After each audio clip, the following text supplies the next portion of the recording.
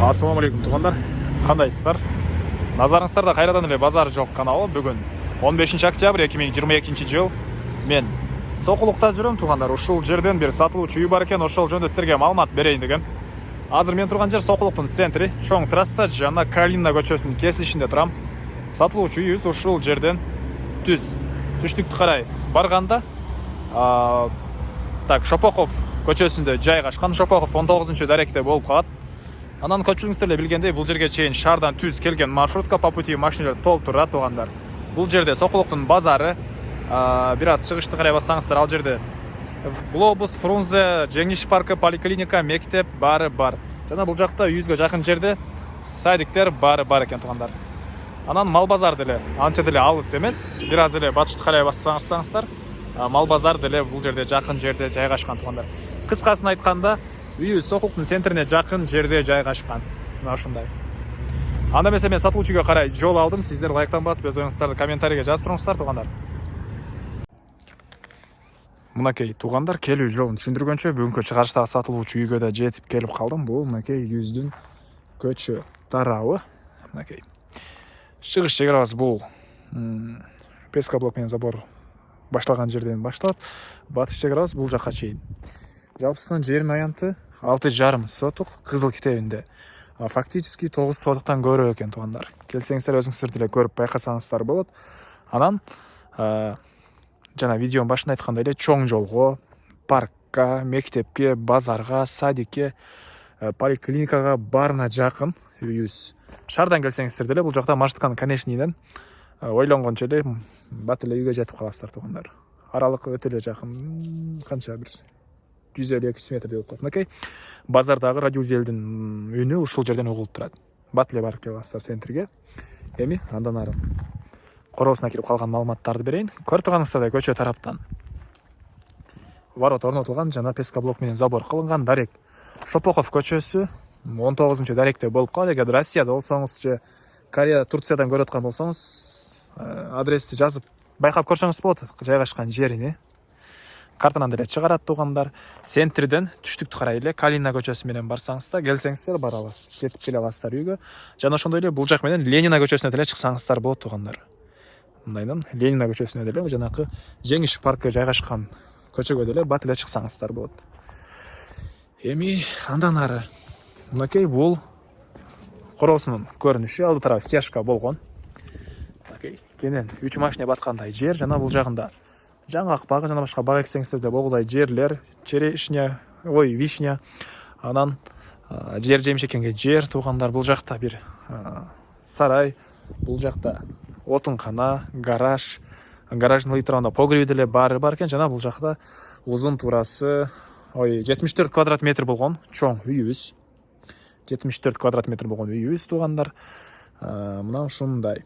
Анан мектеп садиктер жакын жерде бар, суу, свет бар экен. Канализациянын суусу септикке куюлат. Отопление бар экен тугандар. Мына ушундай.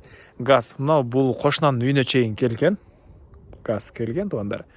Бул жака чейин киргизип алуу керек. Газ бар, бирок киргизип эле алуу керек болуп калат. Эми үйүбүздүн короосуна, ички тарабына кирип калган маалыматтарды берейин. Кечиресиздер тугандар, бир аз акыркы учурда адашуулар болуп калды. Ички тарабына кирип калган маалыматтарды берейин. Бул мынакей үйүбүздүн негизи кирүүчү эшиги, мына ушундай темир эшик орнотулган тугандар. Андан ары түз кирсек, бул жакта ондай бир бөлмө, кире бериш десек деле болот экен. Мынакей бул жагы кухня. Көрүп турганыңыздардай кухня мебелдер орнотулган, ички тараптан раковина орнотулуп, суу чыгарылып туруп, потолок пластик. Чыгыш тараптан жана түндүк тараптан терезелер орнотулган тугандар. Андан ары ушул жерден түз өтсөк, бул жакта мондай коридор. Бул коридордон биз калган бөлмөлөргө өтүп кете алат экенбиз. Сол тарапка кайрылсак, бул жакта мынакей көрүп турганыңыздардай бир бөлмө, зал, потолок натяжной потолок, дуалдар шпаклевка, пол ламинат экен. Ар бир бөлмөдө отоплениянын батареялары бар, кышкысын жылуу дейт үй ээси тугандар. Мынакей мына ушундай түштүк тараптан жана чыгыш тараптан пластик терезелер орнотулуптур. Эми андан ары коридорго чыгып сол тарапка кайрылсак, бул жакта бир мондай балдар бөлмөсү, мынакей потолок натяжной, Батыш тараптан терезе орнотулган, пол ламинат.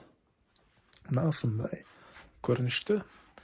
Андан ары кайрыле коридорго чыгып, сол тарапка кайрылсак, бул жакта дагы бир мындай спальный бөлмө бар экен. Окей, батыш тараптан терезе орнотулуптур. Потолок көрүп тургансыздардай натяжной потолок. Мына ушундай көрүнүштү. Эмне маалымат? Эми короско чыгып, калган маалыматтарды берейин, туугандар. Мен кайра эле үйдүн коросундамын, туугандар. Эми андан ары бул жактарды көргөзөйүн да, андан соң сиздерге үйүбүздүн баасы канча экенин айтайын. Так, туугандар, бул чыгыш тарабы үйүбүздүн. Анан түштүк тарапта кошуна менен болгон чек арабыз. Мына ушунча аралык бар. Жана үйдүн арты тарабында заборго чейин ушунча аралык бар, туугандар. Мынакей. Бул жакта слива бактары, бир аз жер жемшекенге жер. Үйүбүз углойдо жайгашыптыр, мынакей. Бул көчө менен деле чыгып кирген адам бар экен. Мына бул жакта дагы көчө бар. Бул үйүбүздүн батыш тарабы болуп калат. Мына ушундай, туугандар. Эмне маалымат калды айтылбаган? Эмне маалымат калды, туугандар? Баасы эле калды окшойт.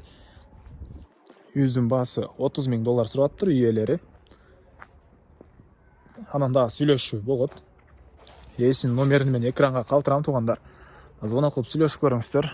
Сүйлөшүү болот. Анан достор менен, группалар менен бөлүшсөңүздөр, сиздер мага үй ээсине жана кимдир бир ошол сыяктуу үй издеген болсо, ошол томочоң жардам берген болосуздар. Анда эмесе мен сиздер менен коштошом. Кийинки чыгышка чейин, туугандар, саламатта калыңыздар.